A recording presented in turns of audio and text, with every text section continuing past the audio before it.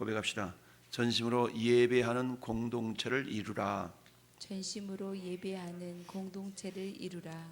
전심으로 예배하는 공동체. 자, 오늘 1절부터 우리 11절까지 상황, 8번째 재앙, 메뚜기 재앙이라고 할 수 있죠.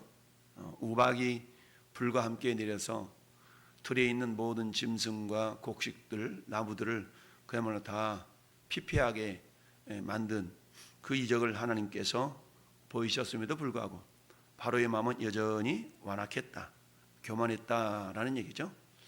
왜 그랬다고요? 나도 신이고 저도 신인데, 그러니까 바로의 생각에는 여호와 하나님께서, 자, 애굽 땅에는 수많은 신들이 있었지 않습니까? 나일강을 관장하는 신, 곡식을 관장하는 신, 뭐 다양한 신들이 있었어요. 심지어는 이 바로라는 그런 왕의 이름도 나는 신의 아들이다 라는 그런 이름을 가진, 그렇죠? 라라는 태양신을 섬기는 그런 아들이었다. 나도 신의 아들인데 모세와 아론이 와서 말하는 니네가 섬기는 여호와 하나님, 그것도 신이 아니냐.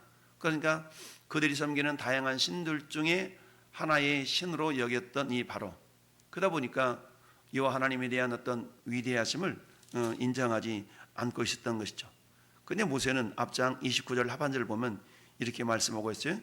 앞장 29장 29절 하반절에 세상이 여호와께 속한 줄을 왕이 알리이다. 세상이 이 여호와께 속한 줄 알리이다. 그럼에도 불구하고 바로는 무슨 소리야 라고 지금 비웃고 있는 겁니다. 이처럼 7번째 재앙까지 임했음에도 불구하고 그 바로의 마음이 완악했다. 그래서 하나님께서는 다시 한번 이제 메뚜기 재앙, 왜 7번째 재앙이 내렸음에도 불구하고 바로의 마음이 완악했나? 아직은 믿을 구석이 있기 때문에 그렇다. 믿을 구석은 뭡니까? 아직 피해를 받지 않은, 싹이 나지 않은 그런 늦은 보리, 이런 어떤 곡식이 아직은 남아있기 때문에 여전히 믿을 구석이 있었던 것이죠. 인간의 교만함이라는 그런 거거든요. 뭔가 자기가 믿을 구석이 있다 싶으면 전심으로 하나님을 향하지 않습니다. 그래서 바로의 모습은 오늘 이 시대를 살아가는 우리의 모습이라고 해도 크게 다를 바가 없는데요. 어쨌든 오늘 본문을 통해서 하나님 우리에게 세 가지를 말씀한다라고 우리가 묵상해 보는데요. 첫 번째, 1절 말씀을 통해서 여호와께서 모세에게 이르시되 바로에게로 들어가라. 내가 그의 마음과 그의 신하들의 마음을 완강하게 함은 나의 표징을 그들 중에 보이기 위함이다 라고 말씀하고 있습니다. 표징을 그들 가운데 보이기 위함이다 라는 얘기죠. 결국 뭡니까? 표징을 나타낸다는 얘기는 하나님이 하나님 되심, 즉 하나님의 영광을 나타내시기 위함이다 라는 얘기인데, 우리가 먹든지 마시든지 무엇을 하든지 다 하나님의 영광을 위하여 하라라는 그런 말씀을 기억하는데, 이것은 우리 믿는 사람들을 통해서만 그러한 것이 아니라 믿지 않은 그런 사람들을 통해서도 하나님은 영광을 받으시는 분이시다라는 이야기입니다. 따라서 바로와 그의 신하들의 마음을 완강하게 함은 나의 표징을 그들 중에 보이기 위함이다. 지금은 이 10가지 재앙을 이렇게 쭉 보면서 무엇을 생각할 수 있어요? 결국 지도자 한 사람이 하나님을 거절하고 거부하고 완악할 때 백성들이, 거기에 동조한 백성들도 고난을 당하고 동조하지 않은 백성들도 고난을 당하고, 이런 모습들을 우리가 보게 됩니다. 따라서 지도자 한 사람이 얼마나 중요한가라는 것을 새삼 다시 한번 깨닫게 하는 그런 말씀들인데요. 그래서 나의 표징을 그들 중에 보이기 위함이다. 즉 만유를 통치하시는 하나님, 너희들이 섬기는 신, 그 신들이 있긴 한데 그 신들과는 비교되지 않는 진정한 참신이 어떤 분이신가 라는 것을 그들에게 보여주기 위함이었다는 얘기입니다. 그러니까 이 왕에게 동조하는 그런 세력들도 있는 반면에 그 왕의 잘못된 것을 그야말로 거부하고 그야말로 하나님이 참신인 것을 인정하라라는 그런 세력도 있는 거 아니겠습니까? 우리가 어느 나라를 보든 간에 그렇잖아요. 그야말로 대통령을 중심으로 왕을 중심으로 그 왕에게 아부떨어 가지고 그야말로 사바사바해서 왕의 편에서 왕이 제대로 된 판단을 내리지 못하도록 하는 그런 자들이 있는 반면에, 또한 그야말로 직원 또는 충원을 고해서 정말 바르게 하도록 하는 그런 신하들도 있는 거 아니겠어요? 그래서 1절에 그의 신하들의 마음을 완강하게 했다. 즉 왕과 같은 생각을 품고 있었던 신하들이 있는 반면에 7절 말씀은 반대죠. 7절은 바로의 신하들이 그에게 말라되 어느 때까지 이 사람이 우리의 함정이 되리까? 어느 때까지 이 사람들이 말한 것 때문에 우리가 굉장한 어려움을 겪어야 됩니까? 라고 말하고 있는 겁니다. 그 사람들을 보내어 그들의 하나님 여호와를 섬기게 하소서. 왕은 아직도 애굽이 망한 줄을 알지 못하시니까 왕의 완악한 마음 때문에 계속적으로 저들이 섬기는 여호와 하나님께서 내시는 재앙이 우리가 섬기는 신들보다 엄청난 것을 우리는 지금 알고 있는데 왕은 어찌하여 계속 고집만 피우고 있나이까? 라고 직원, 충원을 구하는 신하들도 있는 것이죠. 그럼에도 불구하고 바로의 마음은 어떻다? 계속적으로 완악한 상태를 유지하고 있다라는 얘기입니다. 결국 하나님께서 악인들을 심판하시는 그 이유, 그 심판의 이유는 뭡니까? 하나님이 무자비해서가 아니라 인간들의 교만과 죄악이 크기 때문에, 교만과 죄악이 크기 때문에 그들의 죄로 말미암아서 어때요? 멸망을 당하는 것이죠. 하나님은 에스겔 선지자에게 복음을 전할 것을 명령하시면서 에스겔서 2장 3장에서 그렇게 말씀하시죠. 듣든지 아니 듣든지 내 말로 고할지어다. 만약에 구하기는 구하는데 그들이 듣고 돌이키면 그들에게는 복이 될 것이지만, 그러나 그들이 듣고 돌이키지 아니하면 그러나 너는 책임을 다한 것이기 때문에 너는 잘못 없어 라고 주님이 말씀하고 있죠. 그래서 3장이나 31장에 우리 주님이 그렇게 말씀하시죠. 네 주변에 믿지 않는 사람들이 있는데 너는 믿었다고 해서 가만히 내버려두지 말아라. 네 주변에 있는 사람들에게 뭐하라? 복음을 전하라는 얘기죠. 만약에 그 사람들이 복음을 전해 듣지 못하고 죽는다면 그들은 그들의 죄로 말미암아 죽긴 하지만 그 책임 너한테 없는 건 아니다 라고 주님이 심각하게 말씀하는 걸 우리는 알고 있습니다. 자, 두 번째, 이처럼 첫 번째는 나의 표징을 그들에게 보이기 위함이다 라는 얘기죠. 하나님의 하나님 되심을 믿는 자가 되었던 믿지 아니하는 자가 되었던 하나님은 그런 역사를 나타내시기를 원하신다라는 얘기입니다. 그렇습니다. 이처럼 하나님은 아직도 여전히 남아있는 그 무엇인가를 붙들려고 하고 있는 그 애굽왕, 그리고 바로와 그 바로 왕과 동조하고 있는 그 신하들의 기대를 여지없이 무너뜨리기 위하여서 메뚜기 재앙을 보내셨다. 왜? 아직까지 남아있는 채소, 아직까지 우박에 상하지 않는 그런 것들이 있거든요. 근데 이런 것들을 어때? 싸그리 싹 그야말로 메뚜기를 동원해서 먹어치우게 함으로 말미암아서 그들이 의지하고 기대했던 그런 것들을 싹 사라지게 하는 그런 하나님의 심판의 모습이 메뚜기 재앙인 것이죠. 2절 말씀해 보니까, 자, 또한 하나님께서 이와 같이 모든 일을 행하신 이유가 뭐냐? 내가 애굽에서 행한 일들, 곧 내가 그들 가운데 행한 표징을 네 아들과 네 자손의 귀에 전하기 위함이다 라는 얘기죠. 너희는 내가 여호와인 줄을 알리라 라는 얘기죠. 결국 뭐냐? 하나님이 행하신 일들을 자손들에게 전하기 위함이다. 자손들에게 전하라고 그렇다라는 얘기입니다. 여러분, 우리가 직접 경험이 있고 간접 경험이 있지 않습니까? 지금은 어때요? 이 부모님들이 직접적으로 경험한 내용들을 자손들에게 전할 때 어떻게 전해요? 실감 있게 전할 수 있지 않겠습니까? 그렇게 해서 어때요? 자손들에게도 여호와 하나님이 어떠한 분인가를 깨달아 알도록 하는 그런 모습이 있다라는 얘기죠. 그야말로 하나님은 우리의 고난과 역경조차도 자식들이 잘 깨달아 알기를 원하신다. 그런 가운데서 하나님께서 어떻게 구원해 내셨는가, 하나님의 살아계심을 자녀들이 깨달아 알기를 원하신다라는 얘기죠. 여러분, 우리가 잘 아는 신명기 6장의 쉐마라는 말, 이스라엘아 들으라 라고 말씀하면서 너는 이 하나님의 말씀을 어떻게 하라? 부지런히 자녀들에게 가르칠 것을 명령하고 있지 않습니까? 말씀을 가르치는데 그 말씀이 지식적인 말씀이 아니라 내가 삶의 현장 가운데서 실제적으로 체험한 말씀, 하나님이 이렇게 우리에게, 나에게, 엄마에게, 아빠에게 이렇게 역사하신 하나님이셔 라고 자녀들에게 그 부모님들의 생생한 체험을 전달할 때 자녀들에게 그 체험이 전달되어져서 때요, 자녀들도 다른 길로 가지 않는다.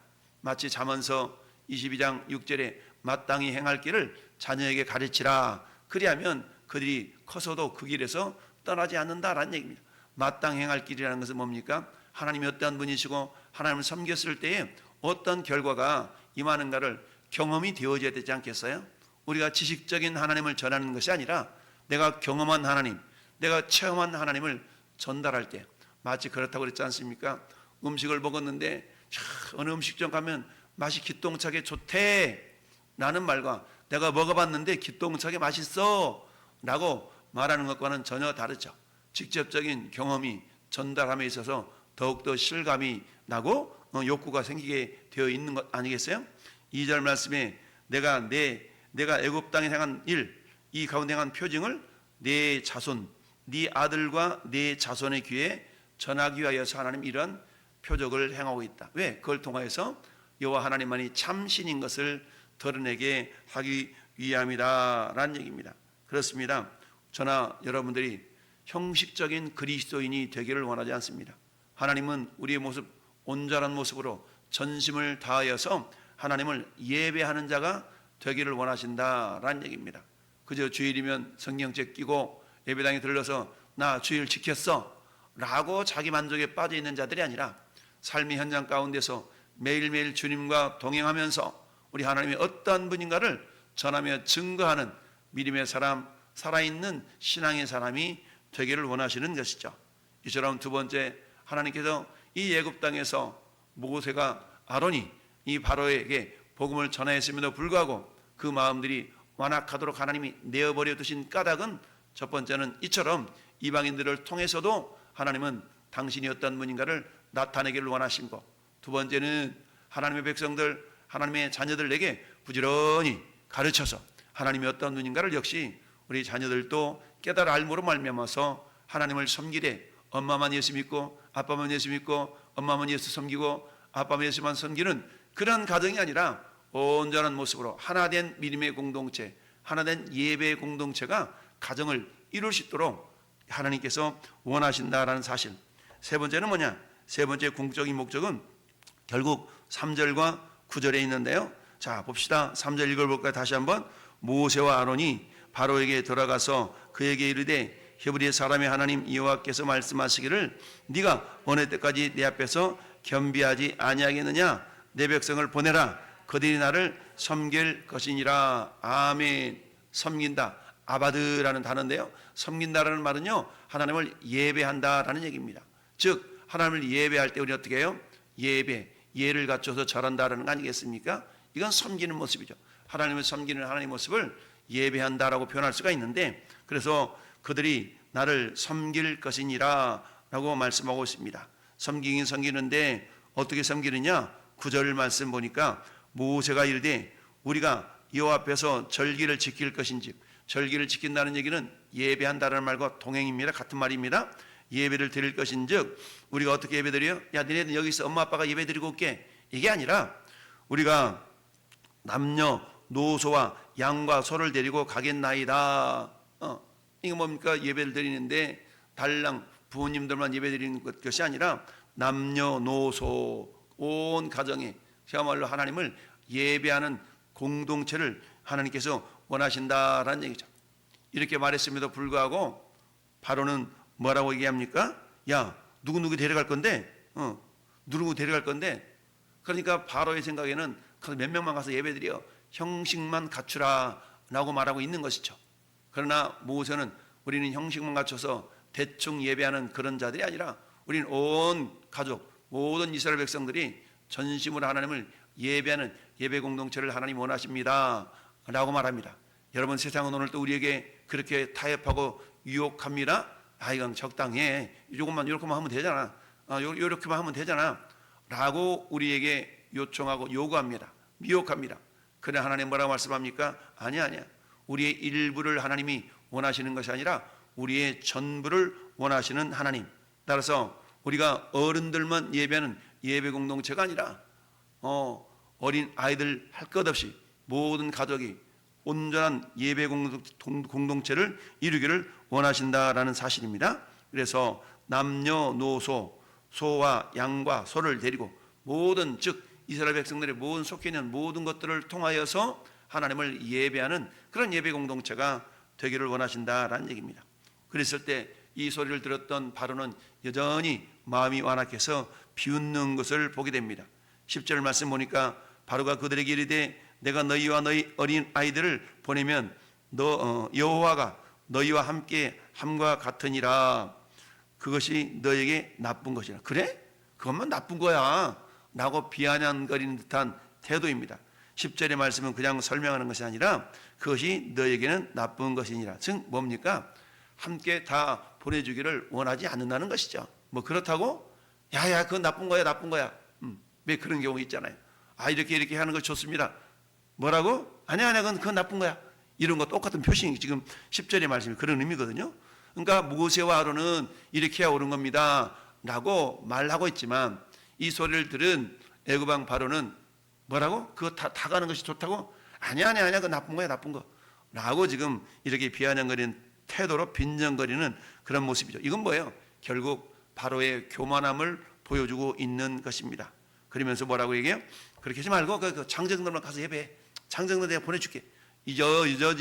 여전히 하나님이 어떠한 분인가를 알지 못한 상태에서 빈정거리고 있는 즉 이 바로의 교만함이 오늘도 나타나고 있는데요. 그렇습니다. 하나님은요 정말 궁극적으로 모든 이스라엘 공동체가 하나님을 예배하는 그런 예배 공동체가 되기를 원하신다.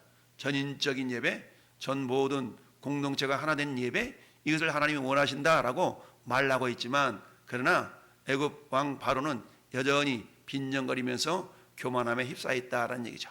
교만은 멸망의 선봉이요 겸손은 존귀의 길잡이다, 앞잡이다 라는 말씀을 하는 것처럼 오늘도 하나님은 어때요? 우리가 먼저 하나님을 전심으로 예배하며 그 다음에 우리 자녀들에게 부지런히 하나님이 어떠한 분인가를 우리가 전할 수 있어야 된다라는 얘기죠.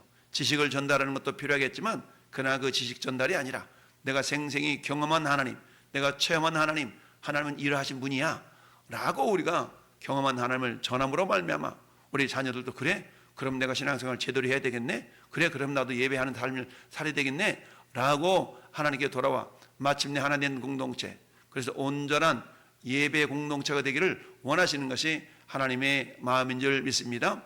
오늘 하나님께서는 우리 자녀들에게 하나님이 행한 표징을 자녀들에게 전하라 라는 말씀은 결국 부모님들만 예배하는 자들이 아니라 온전한 예배 공동체를 이루어 원하시는 하나님의 마음인 줄 믿습니다. 오늘 한 날도 내가 하나님을 생생하게 경험하는 그 경험이 나를 통하여서 우리 먼저는 우리 가정 자녀들에게 전해진 것뿐만 아니라 내 주변에 있는 모든 이들에게 주님의 사랑과 은혜와 역사하심을 증거하는 믿음의 사람들이 될 수 있기를 예수님 이름으로 축원합니다. 아멘.